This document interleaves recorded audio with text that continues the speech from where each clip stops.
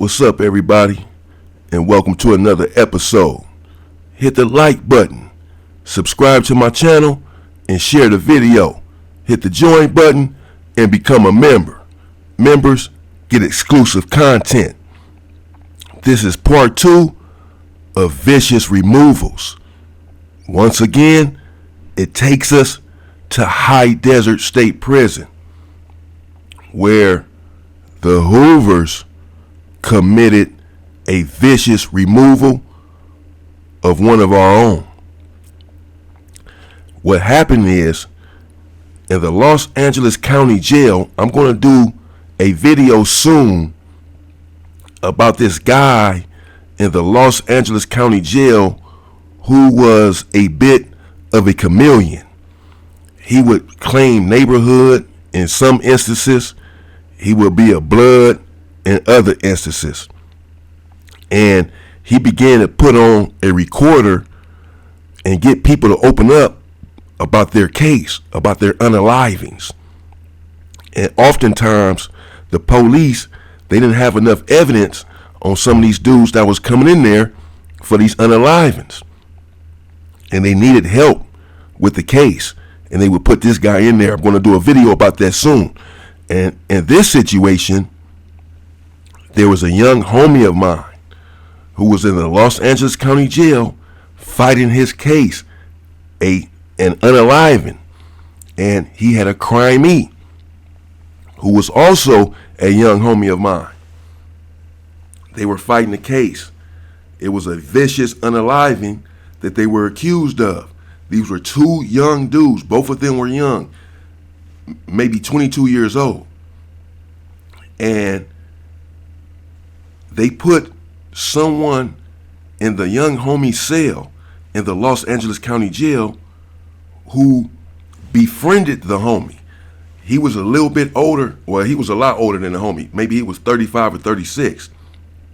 So the young homie is looking up to him as an OG. And he had tattoos and he had fake paperwork.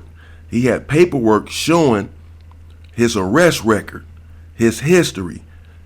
And in this paperwork, it detailed how he had committed a couple of unalivings and he beat the case, supposedly. And he's in there right now, allegedly, for another unaliving.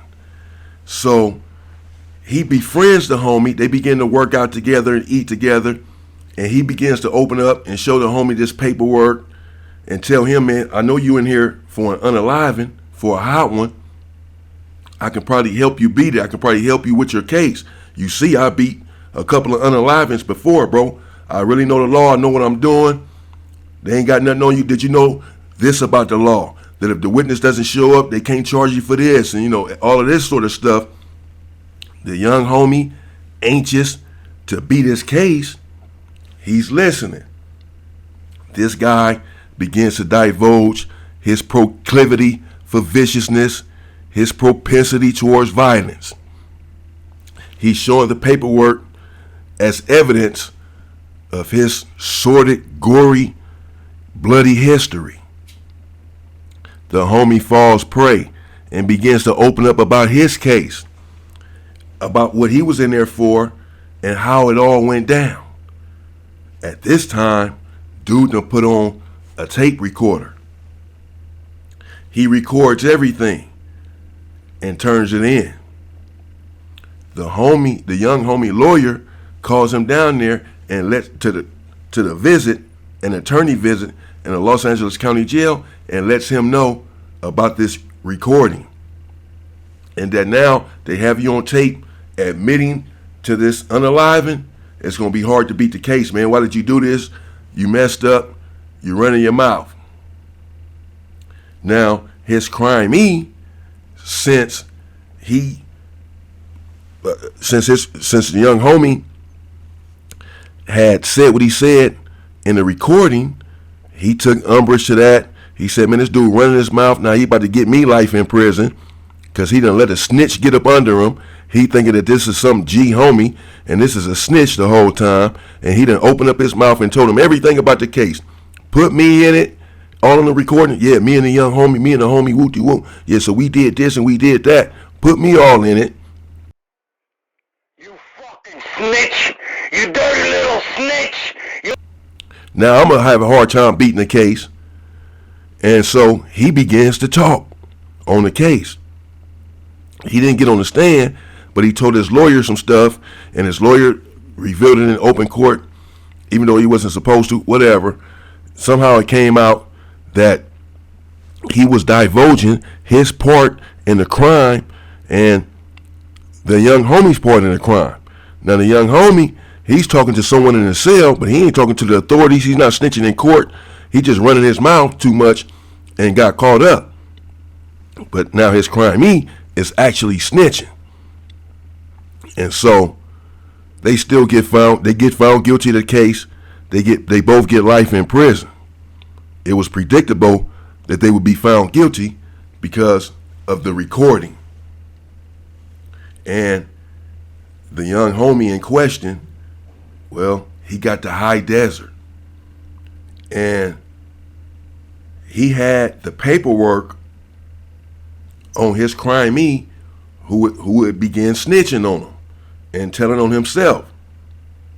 The homies didn't blame the young homie for the recording. That, you know, hey, that's on you. You ran your mouth on your case, but nobody accused him of snitching. He didn't snitch. He was just talking to someone that he thought was a friend in the cell. But his crimey actually snitched, and he has the paperwork. And his crimey has hit another yard. And so the homies are asking the young homie, where's the paperwork at? With your crimey snitching, bro. The young homie, he's real close with his crimey. And he don't want to give up the paperwork because he knows that once he gives up the paperwork, the homies are going to get his crimey. Wherever he's at, they're going to attack him viciously. He knows this. He's protecting him. He's saying, man, he only said that because he was upset about the recording. He ain't really a snitch, etc. No, he snitched, bro. We know he snitched, and you got the paperwork. And we need the paperwork because we can't attack him without it. Even though we know he snitched, we can't attack him without. We need the paperwork, and you have it. Don't protect him. Give up the paperwork, or you in violation. If you don't give up the paperwork, you can't protect a snitch. Your crimey or not, your best friend or not. And he told on you. Why are you protecting him? Because he was upset with you over the recording. So he told on you and told on himself. You cannot protect him. We need the paperwork. And he would not give it up still. He began to try to say that he didn't have the paperwork. He had to send it back to his attorney. So this attorney can file the appeal. His attorney already has his own paperwork. None of the stuff was making sense.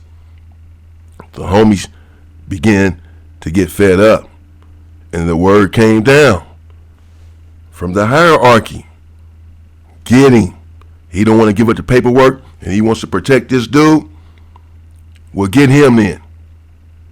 And the plan was put in motion to attack the young homie who was a young soldier who had just made some mistakes, and now he's transgressed against a protocol because you're supposed to give up that paperwork when you have it about someone who's snitching. You cannot protect this person. He's a rat. He's no good.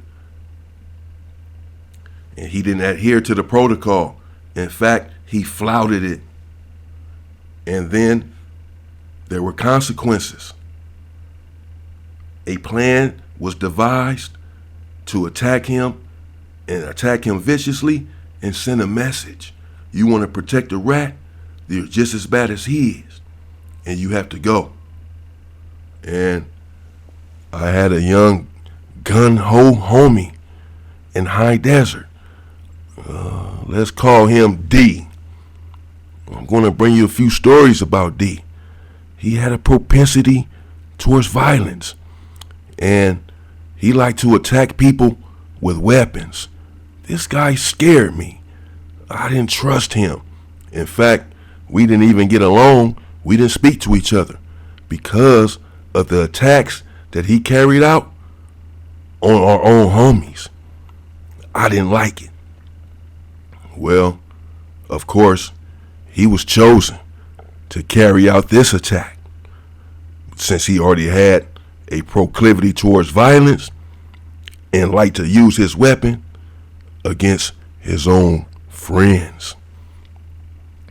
Well, the young homie, he was in the day room in High Desert, the level 4 180. Again, they have 3 separate sections. A section, then there's a door. Then there's B section, then there's a door. Then there's C section. They're all separated. A section programs with A section in the day room. B section programs with B section. C section with C section. And they got him in there, and people would often tell someone in A section or whatever section to create a diversion with the police in the tower. Hey man, call the tower to the day room at a certain time, call him over there to the window and ask him something so that he's not looking at towards our side of the day room while we pull off this attack. So someone diverted the police, called him to the window. Hey man, what's going on let me get some toilet paper. How come you wrote me up about this? How come they changing this policy about that? And the police is at the window, hanging over, talking to him, leaning down, talking to him in the day room with his back turned. And the homies got the other dude, got the young homie under the stairs, working out. Again, this is prevalent. This is common to get someone after they exercise because they're tired out and they're not maybe as focused on an attack. And as soon as he came up after working out for a little while, as soon as and the police was distracted, he was doing burpees and he came up to finish up his burpee. A homie had come from behind while he was already down doing his burpee. And when he came up, D attacked him from behind with a nice size weapon. Boom! Hit him in the back 5 times. Another homie that was there hit him in the neck. Boom! He dropped. First he tried to run, but then they chased him. And they hit him a couple more times and he dropped and they ran and got rid of their weapons. I know how they got rid of them. Let's just say they got rid of their weapons. Oftentimes, or not often, but sometimes people don't get caught for this. Like someone had asked me, how did the Crip stab the Mexican Mafia in High Desert and not go to the hole or not go to the shoe? How did he end up in Salinas Valley? I don't know how that happened. It could just be he didn't get caught, but they knew what had happened. And so they just transferred him. He couldn't have went to the shoe because he went to Salinas Valley relatively quick to the incident in High Desert. But sometimes people just like on the street, they don't get caught for their crime. It's the same thing in prison. It's a big yard, the yard be crowded. You go up on somebody and you hit them 2 or 3 times and you run, you get low within the crowd or whatever, get rid of your weapon, and they see the police just see the dude leaking. And it yard down and everybody get out, but they don't know who did it. This happens. And it happened a few times. I know of a few people that then hit some people and got away. Of course. Clean. So it happens. And that's what happened in this case. They hit the homie, got rid of their weapons. They laid everything down. Once they saw that he was bleeding, they got him out of there. They searched everyone. They questioned the homies because he was from Hoover, but they couldn't put it on anyone. No one had saw anything. And so they just got rid of the homie, got him off the yard, and the homie stayed on the yard.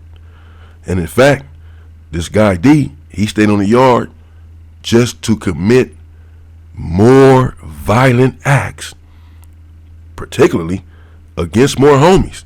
Even though he would attack anyone from any race, he didn't care. I would give him that. But he just attacked homies a lot. But he had the heart to, and he was a little dude, and he had the heart to attack anyone with it, and he's going to use a weapon every single time.